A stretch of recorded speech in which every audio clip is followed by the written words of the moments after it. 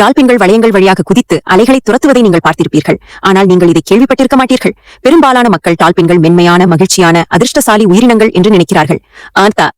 ஆனால் காடுகளில் விஷயங்கள் அதிர்ச்சியளிக்கும். அந்த டால்பின்கள் பற்றிய உங்கள் எண்ணத்தை தலைகீழாக மாற்றும் ஒரு உண்மை இங்கே. ஆண் டால்பின்கள் சில நேரங்களில் தங்கள் சொந்த வகையான குழந்தைகளை கொல்கின்றன. ஏன்? இது போட்டி மற்றும் உயிர்வாழ்வை பற்றியது. பாருங்கள், ஒரு குழந்தை டால்பின் அல்லது கன்று அருகில் இருக்கும்போது தாய் தனது நேரத்தையும் சக்தியையும் அதை பாதுகாப்பதில் கவனம் செலுத்துகிறது. ஆண் டால்பின்களா? அவர்கள் அவளுடைய கவனத்தை வேறு ஏதாவது ஒன்றிற்காக விரும்புகிறார்கள். இனச்சேர்க்கை. எனவே சில ஆண்கள் கன்றுகளை தாக்கிக் கொள்ளும். இதனால் தாயை விரைவில் இனச்சேர்க்கை சுழற்சியில் தள்ளுவார்கள். கண்டு. இது கொடூரமானது.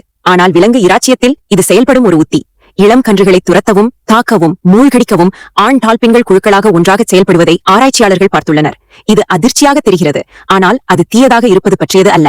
உயிர் வாழ்வது நடத்தையை இயக்கும் இடத்தில் இயற்கைதான் இது. எனவே அடுத்த முறை நீங்கள் அந்த சரியான புன்னகையையும் விளையாட்டுத்தனமான திருப்பங்களையும் பார்க்கும்போது நினைவில் கொள்ளுங்கள், டால்பின்கள் காட்டு விலங்குகள், கார்ட்டூன் கதாபாத்திரங்கள் அல்ல.